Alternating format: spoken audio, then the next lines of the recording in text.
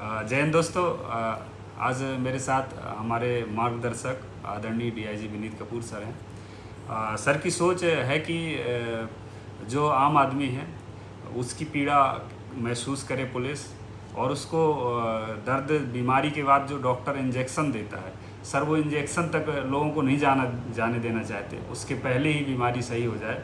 तो ये जो सेफ क्लिक अभियान है, इसमें सर मेरा एक सवाल है। मैंने देखा ज़्यादातर जब लोगों के मेरे पास फ़ोन आते हैं या वो थाने पहुंचते हैं तो तब तक उनके पैसे कट चुके होते हैं, और फिर जब पुलिस की प्रक्रिया होती है तो देखा जाता है कि खाते होल्ड होते हैं तो उसमें 0 रुपये बचता है, फ्रॉडस्टर निकाल लेते हैं। तो लोगों को सर कितनी जल्दी और क्या करना चाहिए ताकि उनके पैसे होल्ड हों और उनको वापस भी मिले?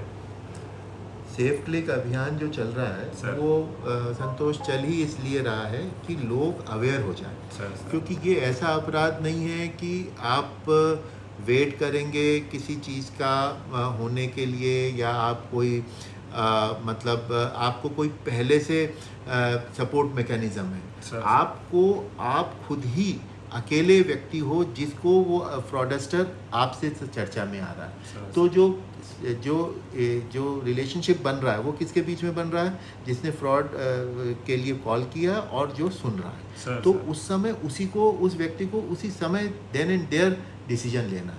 तो जब वो देन एंड देयर डिसीजन लेना है तो उसको इतना सक्षम भी तो होना चाहिए कि ये कॉल जो है वो सही है कि नहीं है। सबसे पहला, ये व्यक्ति जो है वो भरोसे के लायक है कि नहीं है। दूसरा, तो सबसे पहले तो उसको एलिमिनेट कर देना चाहिए कि ये व्यक्ति मतलब अनजान है, ये मेरे से निजी जानकारी मांग रहा है, तो ये जानकारी मुझे नहीं देनी चाहिए। तो फर्स्ट डिसीजन मेकिंग तो उसका ये होना चाहिए।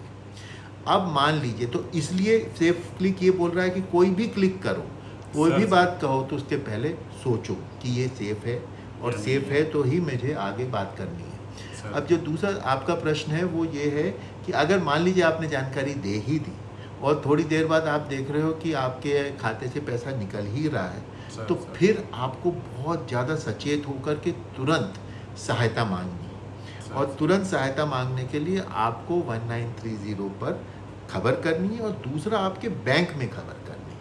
और बैंक में भी हेल्पलाइंस हैं जिसमें आपको ये बताना है कि मेरे खाते का पैसा जो है ट्रांजैक्शन क्लोज कर दीजिए, हॉल्ट कर दीजिए। 1930 से भी हम लोग सबसे पहले बैंक को ही कांटेक्ट करते हैं और उसको ही बंद करने के लिए बोलते हैं।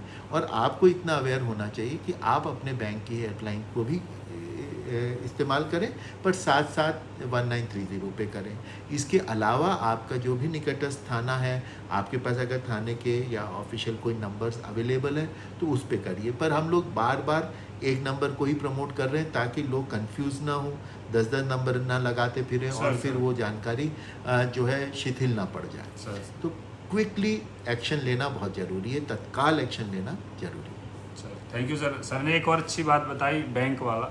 क्योंकि कई बार क्या होता है कि अगर हम अपने बैंक को बता देते हैं तो जो हमारा पैसा एक बार कटा उसके बाद बंद हो जाता है खाता, बैंक हमारा होल्ड कर देती है, तो फिर वो नहीं कर पाते। तो इसलिए अगर आपके पास बैंक का नंबर है, टोल फ्री नंबर है, तो अगर आप 1930 पे संपर्क नहीं कर पाए तो बैंक को भी कर देंगे, तो कम से कम आपके पैसे बच जाएंगे। तो सुरक्षित रहें, सेफ क्लिक करना सीखें और जागरूक बने। जय हिंद।